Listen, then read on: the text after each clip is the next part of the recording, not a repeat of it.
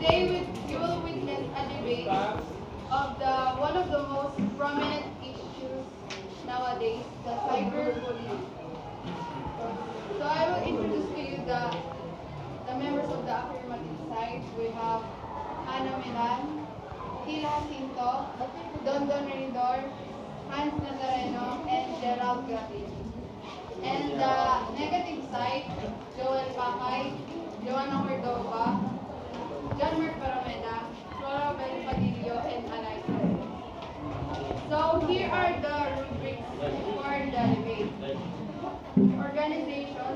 All the arguments are organized in a logical way around the main idea. Debate. All the contrary arguments are accurate, relevant, and strong. Use of facts. All the arguments are supported by several relevant facts, statistics, and/or examples. Information. All the information presented in the debate is clear and precise. Presentation and language. The team uses continuously gestures, eye contact, tone of voice, level of enthusiasm, and language in a way that they catch the audience attention. So let's start the debate. The first one to present your argument is the affirmative side. First speaker, please stand up and present your argument. Yes, cyberbullying is a big deal that needs to be stopped. I know that it is hard to believe, but it is happening today. Children and teens all over the world committed suicide due to nasty comments, texts, and posts received about themselves. And based on the study, 43% of teens and children are being bullied through cyberspace, and another 57% have said that they had something good to say. So, thank you. We shall hear the rebuttal of the negative side. No, cyberbullying is not a serious problem. It's like a friendly prank. Cyberbullying is not a problem. Children and teens are committing suicide because they don't know how to handle their problems. And cyberbullying is a simple. And that's all. Thank you. Now we will hear the first speaker of the negative side. Real bullying is not easily can stop, while cyberbullying can easily stop by pressing a button. It is like complaining that something hurting you. But when presented with an easy solution, you ignore it and you continue to allow yourself to get hurt. I completely disagree. Why? Because I can't believe that how many people think that cyberbullying is a problem. Well, as you can see, most of the victims are nasty, whiny little brats who don't know to live life correctly. I'm telling you, do not think that cyberbullying is bad, because I can prove to you that cyberbullying is not a bad thing. Thank you. Thank you. So now we will hear the rebuttal of the affirmative side. For sure, yes. Many people don't realize how bad word can really hurt a person. Children, teens are committed suicide because of nasty comments, texts, and posts received about themselves. I am 16 and down myself in my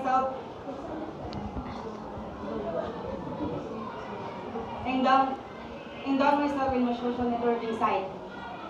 I have tried to commit suicide once, but didn't succeed, obviously.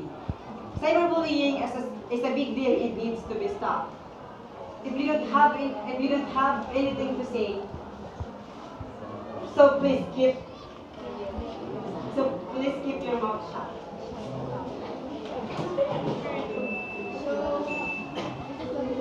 We will hear the second speaker of the affirmative side.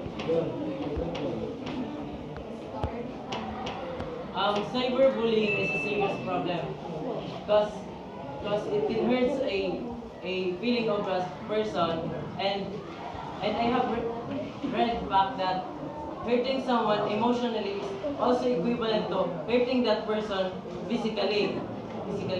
So when you post, text, or comment in the cyberspace, you should consider the feeling of the user. So, because if not, it may lead you to cyberbullying. Study says that 15 to 17 years old, over 70% of them suffered bullying online, and it lead to suicide, and that's why I can say that cyberbullying is a serious problem because it can kill a human person, especially us millennials. Thank you.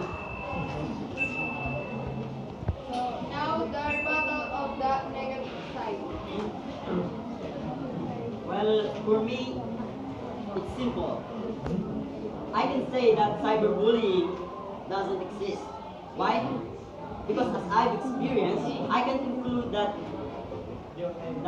those words posted or commented on social media about you were just jokes, or as Joan said, it's just a friendly prank.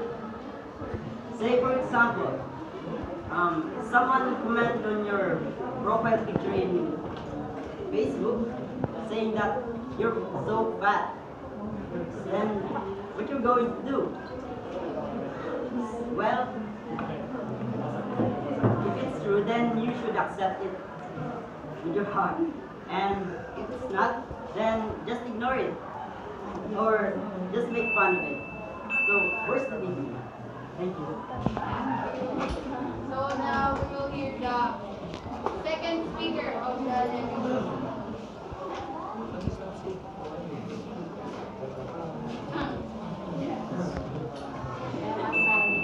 We all know that internet is composed of billions of people around the world. And those people have different experiences and different point of views in life. You can expect everyone to have the same attitude, the same thoughts towards you. You will always have that kind of person who will hate or judge you because they don't know you. Rather than letting them ruin your life, avoid it instead. Being in the internet, you need to have a stronger emotion because you will socialize with different people. And being sensitive is just not right. Cyberbullying is not a serious crime unless you made it a serious one. Now the rebuttal of the affirmative side. Having a strong emotion doesn't mean you don't feel pain or embarrassment. You said it yourself.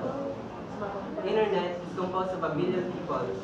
What if someone takes a funny picture of you and posted it in the internet? Even you have a strong emotion, you will feel embarrassed, and that embarrassment is forever and uncountable. I completely agree of your thought that cybercrime is not a serious crime. Based on bullying, virtual violence report commissioned by dominant class, 20% of children and young people indicates fear of bullying, of cyberbullying, made them reluctant to go to school, and 5% reported self-harm, and 3% reported an attempted suicide as directly effect of cyberbullying. To summarize it, all the points of the affirmative side. Hi, I'm Milan, standing in front of you to summarize everything about the affirmative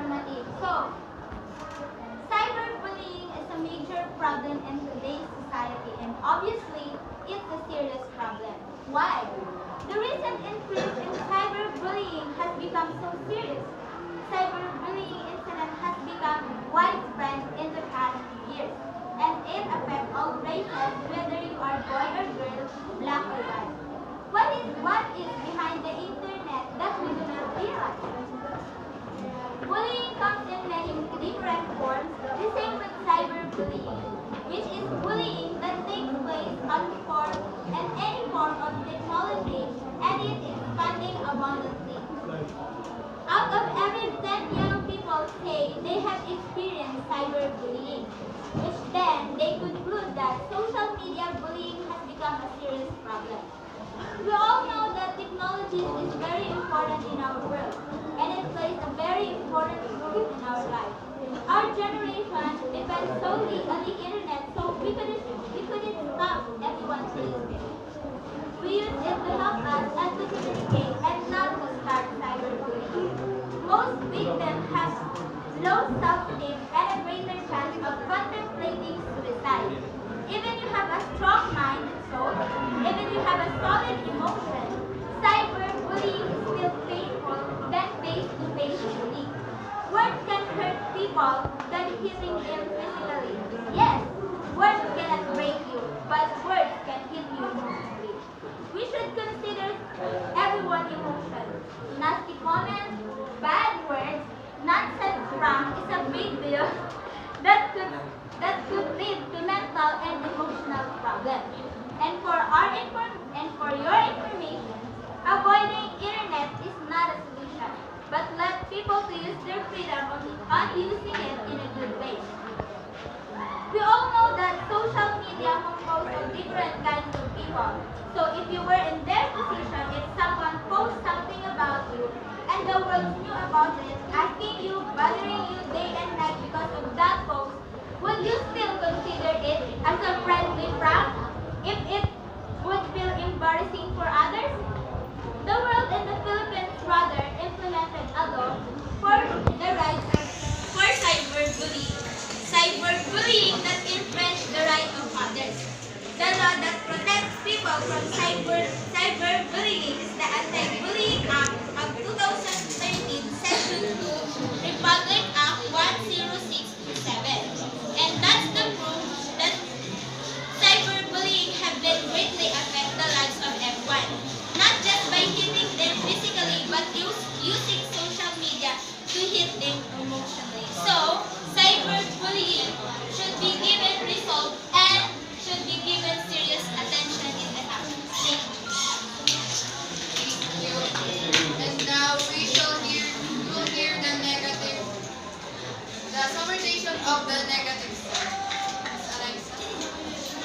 Well, tell you, words will never break your bones, but sticks and stones will do. So cyberbullying, who is the first one that is responsible of it? It's the parents, right? The first one who is responsible of cyberbullying is the parents. If parents allow you or the children to have such devices, then they should be responsible for educating their children in their proper use. They need to quit being their child's best friend and be their child's best parents. Some parents do not teach their children how to filter the good criticism from the hate. Not everyone will like everyone, and people cannot avoid it. Yes, there have been instances where children has attempted or committed suicide because of online hate. But remember, each of these children were insecure, and in most cases, the predominant amount of bullying happened outside the internet. If a child isn't going to be taught how to handle hate through a computer screen, how are they supposed to handle it in real life, in school, or even at work? There's no cyberbullying issue like what we have said earlier. There is just an issue of children expressing their own anger, social inadequacies, mental instabilities, etc. onto other children through a new medium, which is our cellular phones, desktops, laptops, and many more. Cyberbullying.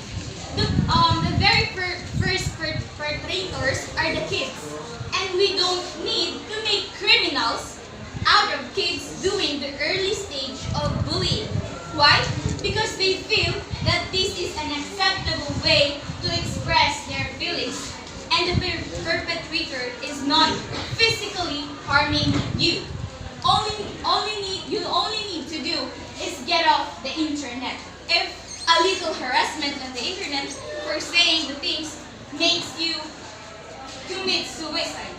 We've all been cyberbullied at one point or another, and many of us have dealt with it perfectly fine. It's just that people are being more emotional than rational and oversensitive about whether or not cyberbullying should be considered a serious crime. For one thing, it's not always as cut and dry as actual crime.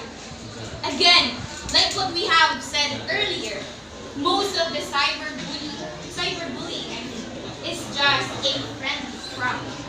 And if it hurt you because of the friendly prank, you always have a choice.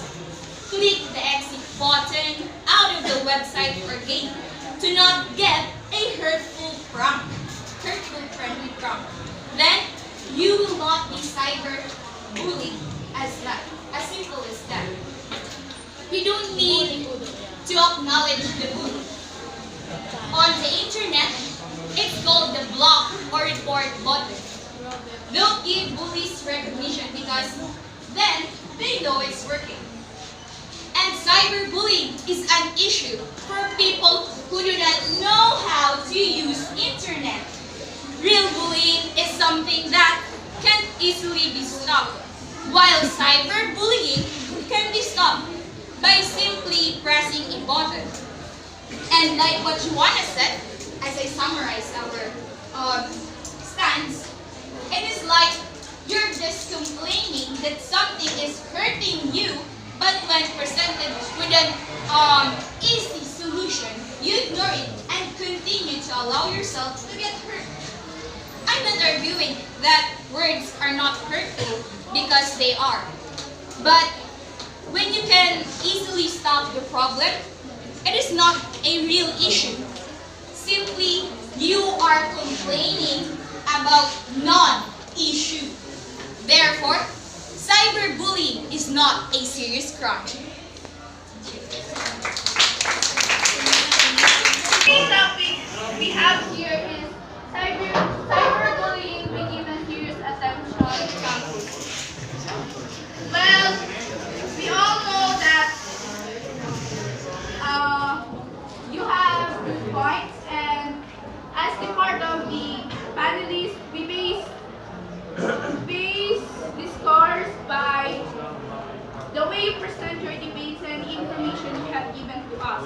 The proper way of resolving this case is that we people should know the word respect. We should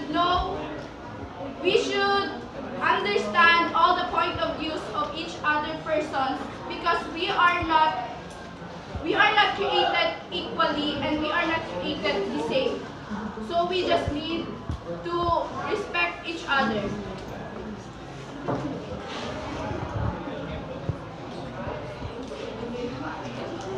So the winning team for this debate is the negative side, who shows the more organized information and present it